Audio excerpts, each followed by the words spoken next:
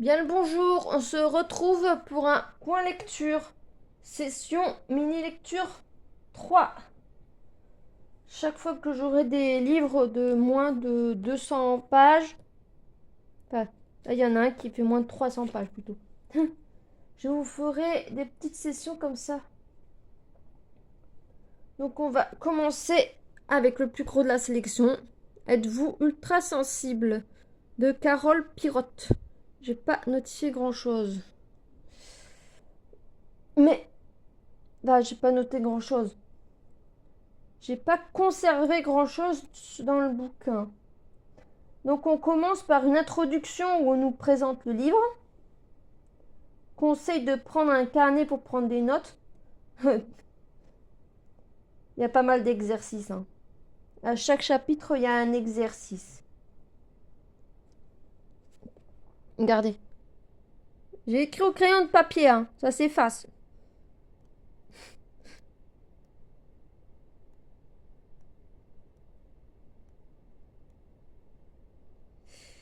Voilà le style.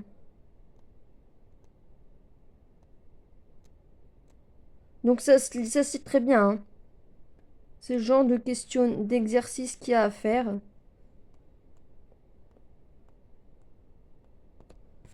Si vous voulez conserver des notes sur le sujet, pourquoi pas, mais sinon, je pense pas qu'il y ait vraiment besoin d'un petit carnet pour prendre des notes, hein.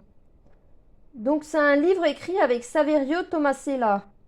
Je le signale parce que c'est mentionné à un endroit, mais pas sur la couverture si vous voulez.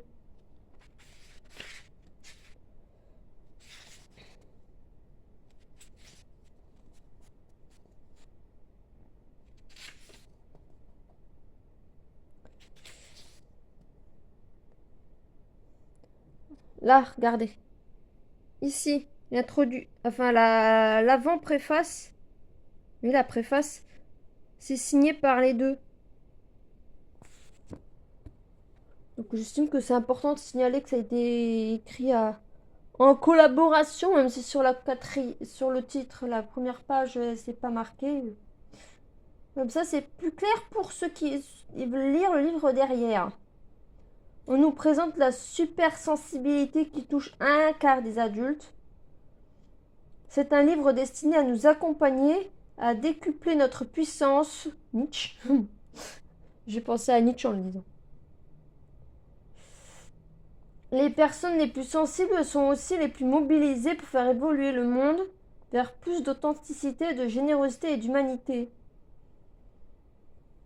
Au chapitre 1, on a un questionnaire pour apprendre à se connaître, comme je vous ai montré. On a des histoires de vie, on a des caractéristiques des hypersensibles. Au chapitre 2, on a encore un exercice. Chaque chapitre, je vous ai dit quasiment. Et des définitions des termes de hypersensible à introverti. Chapitre 3, on a destruction des idées préconçues. T'es une râleuse, t'arrêtes pas de chouiner. On chouine pas forcément. 1.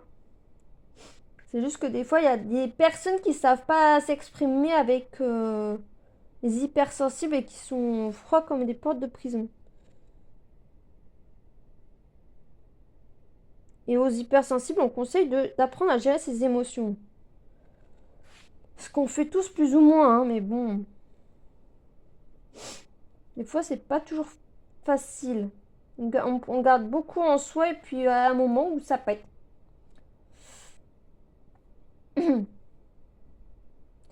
La sensibilité est le fondement même de l'intelligence et de la créativité. Il y a différentes façons d'être hypersensible. Les différentes visions ou facettes de l'hypersensibilité, je vous le disais, on nous invite à poser des limites pour pas faire remplir la cafetière plus ou la marmite. Pas faire déborder la marmite. Chapitre 5, on a les types d'hypersensibilité. Ça se répète un peu, hein. Vous aurez remarqué. Dans la littérature, il y en a eu beaucoup. On a une liste plus précise des caractéristiques des hypersensibles. Ils auraient pu relire et synthétiser parfois. pour ça que je pense pas le conserver plus que c'est nécessaire. On le retrouverait peut-être dans un sortie de fond, dans un petit désherbage. On nous parle de la difficulté d'être hypersensible dans une époque troublée. Que des lieux communs, hein. Les chapitres 6, ses origines et son lien avec la liberté d'être, son besoin de s'exprimer, une quête de sens, de charge mentale, de pression. J'ai envie de vous dire, la plupart des humains, on a ça, hein. Donc, ouais. Chapitre 7, du fardeau au cadeau. Travailler sur l'observation du monde. Vivre en lien avec la nature. Oui. Voilà. Chapitre 8. Hypersensible, libre et heureux en changeant de vision. Se connaître pour avancer, faire la part des choses. Lien hypertexte pour faire des méditations. Et 9. Comment dire assez proche. Je suis hypersensible. Comme si t'avais un cancer ou une maladie dans ce genre-là. J'ai tué le voisin. Ah, bon, ok. Voilà. Ça n'a pas été un coup de cœur, hein. Vous aurez compris. On en est loin. Bon, on continue avec un roman très jeunesse. L'enfant et la rivière de Henri Bosco. Alors, pour le coup, ça, c'est un ouvrage très... avec beaucoup d'illustrations, vous voyez. C'est un roman où on est beaucoup dans la nature, hein. D'où le thème de la rivière.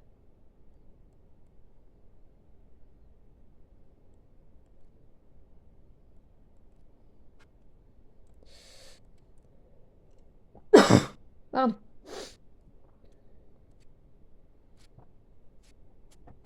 Voilà, il y en a d'autres, hein, mais bon. Donc, on a... C'est L'enfant et la rivière de Henri Bosco. Je n'avais jamais lu cet auteur. C'était une occasion de lire un classique de plus, de lire un jeunesse. Ça m'a pas transcendé. Il n'y a pas de page de noter là, hein. Il n'y a rien ni sur le côté. Voilà, c'est une indication. Il s'agit d'un roman jeunesse illustré. On est à la campagne.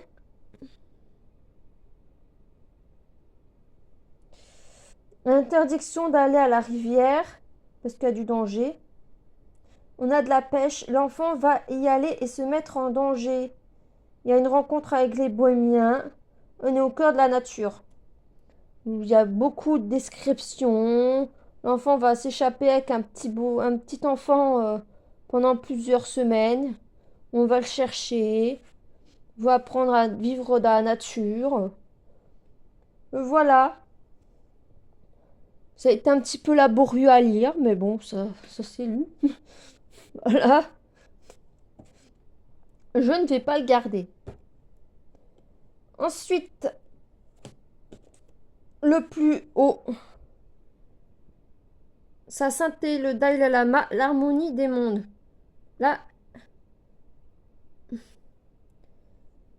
y a des choses qui nous ont davantage intéressés. La souffrance humaine. On a une présentation des intervenants avec le Dalai Lama autour de sujets cruciaux. On a ensuite une préface. Le Dalai Lama voulait davantage connaître la mentalité occidentale. Occidentale dans le sens Europe et Amérique du Nord. On parle de l'organisation des interventions. On a des remerciements suivis d'un préambule. On entrevoit dès 1989 la fin du monde. Youpi! C'est pas drôle. On a une invitation à la spiritualité. On enchaîne sur une introduction avec le Dalai Lama nous poussant à plus d'humanité. Il y en a besoin, il y en a besoin. À la fin, on a une conclusion qui nous parle de compassion, d'amour et de souffrance. Bon, pour la première discussion, on a la nature de la souffrance. Il faut une amélioration par la technique. Prise de recul pour gérer la souffrance. Pour le Dalai Lama, chaque être a droit au bonheur, même les animaux.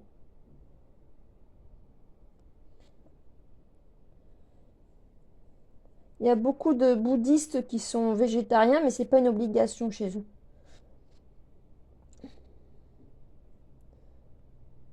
On parle des illusions. Tiens. On ressent les aspirations de Schopenhauer. Et les 3 définitions de la souffrance. Il faut travailler avec les souffrants, avec un sentiment d'impuissance. On a l'amour. Il faut négocier avec la colère. Il faut travailler avec tous les états d'âme, toutes les passions. Amour et compassion, il faut faire un travail sur soi. L'espèce humaine a besoin de compassion pour survivre. Le bouddhisme en Occident, ne pas pratiquer en solitaire. Faut pas que je pratique toute seule dans ma chambre. Faut que je reste en lien avec le monde extérieur. Là, je suis pas bouddhiste. Je m'y intéresse, mais je ne suis pas bouddhiste. Et j'en sais pas assez pour vous faire une vidéo complète sur le sujet. Il faut faire la différence. Approfondissement et recherche de soi et agir sans cesse. Et voilà, donc lui, je le garderai. Après, c'est écrit assez simplement, hein. Il n'y a pas... Il n'y a pas de complexité dans la langue. C'est compréhensible par tout le monde. Par contre, un qui est moins drôle. Ah, il est moins drôle. Modeste proposition et autres textes de Jonathan Swift. Une page. Vous voyez, il y a un endroit où il y a beaucoup de petits papillons bleus. Alors, je vais vous lire le petit paragraphe en bleu en bas, dans la 4e. Entre éclats de rire féroce et compassion pour les plus démunis, 4 essais à l'humour noir décapant, redoutable antidote à toute langue de bois, par l'un des plus grands satiristes irlandais du XVIIIe siècle. Comment dire? Ne mangez pas avant, pendant ou juste après avoir lu ce livre. Et vous aurez peut-être un autre regard sur les enfants. Je préviens. On commence par une biographie. Il a un style assez froid. Humour noir, hein. On commence par le dernier discours d'un brigand à qui l'auteur a prêté sa plume pour s'exprimer. Voilà. Ensuite, on a l'aménagement d'hôpital pour incurables afin qu'ils ne traînent pas les rues, à mendier, soigner ceux qui ont œuvré pour la patrie ou d'autres malades dits ou de la sottise. Mais pour Swift, tous ceux qui sont un peu cons sur les bords, faut les mettre à l'hôpital, hein. Tous ceux qui savent pas gérer leur argent, qui dépensent trop, qui sont trop radins. Limite, ils mettraient pas mal de gens à l'hôpital. Il demande à réfléchir avant d'agir avec bêtise et inconscience. Il chiffre ce que cela coûterait à l'État et met beaucoup de monde dans les incurables de l'esprit.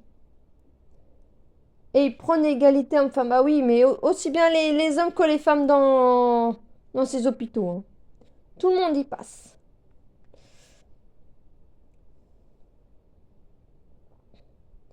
Après, il y a un projet de distribution d'insignes pour obliger les pauvres à rester dans un quartier précis. C'est selon lui, à chaque paroisse de faire vivre ses indigents. Il laisserait mourir de faim les vieux et les infirmes. Et le plus sombre, le plus cynique arrive. La modeste proposition concernant les enfants pauvres. Ah, pauvre, hein.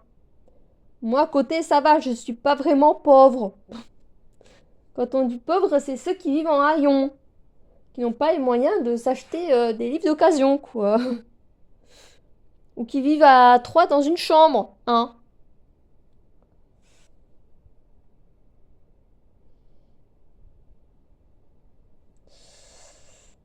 Non, ce jour-là. Alors, comment utiliser ces petits pour qu'ils ne soient pas des charges après leur 1 an? On les utilise en cuisine. C'est-à-dire qu'un bébé bien grassouillé d'1 an, ça peut faire de la viande pendant une semaine. Voilà. Apparemment, tout serait bon chez le bébé. Voilà. Pratique en période basse au niveau économique. Ouais. Faites des enfants et vous les mangez. Pour leur anniversaire, leur 1 an, vous les faites rôtir au four. Ouais. D'accord. C'est sympathique. Je vous laisserai mettre vos opinions en commentaire. Voilà. J'ai fini pour ce petit point lecture.